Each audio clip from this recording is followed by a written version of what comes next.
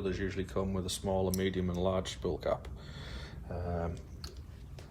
They all fit on the brother stem. You need, if you've got a genome, you need the genome ones. They all come different sizes, so you need to buy the correct ones. One of the main reasons these are for is not just to hold your thread on, but to make sure that your thread pulls over the edge of your cotton reel correctly. If this has been rolling around in your sewing box or something like that, there's a high chance, like this one there, I can feel it's got a burr on the side where it's probably hit a pair of scissors or something. So every time the thread runs off here, it's going to catch that. You're going to get a problem with your stitch every sort of 30-40 stitches. You're going to be wondering why your machine keeps missing stitches. A lot of companies, Gutterman, German threads, German design, fantastic. All threads designed to come off the bottom on a sewing machine. They've come up on the right hand side, a nice little thing to tie your thread off, which works really well. But obviously if you've got that on the wrong way around, your thread's going to catch on there a lot.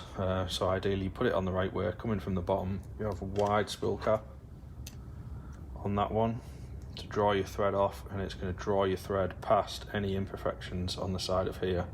A lot of the old bobbins, different companies' bobbins, will actually have a nick in the side, which is where you can tie your thread off so they don't unravel in your sewing box, which again, every time the thread comes past this, it's going to catch it and pull it off.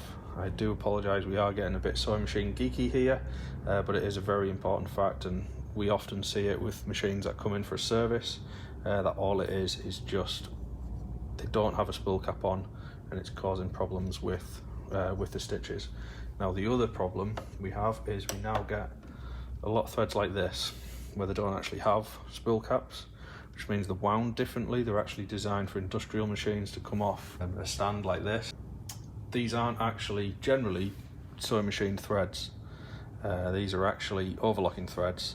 It's a finer thread, it's less ply, and generally they have quite a lot of stretch to it, which obviously if you're trying to tension a machine and you've got a machine that's stretching here and stretching here, you're going to get a lot more problems than usual.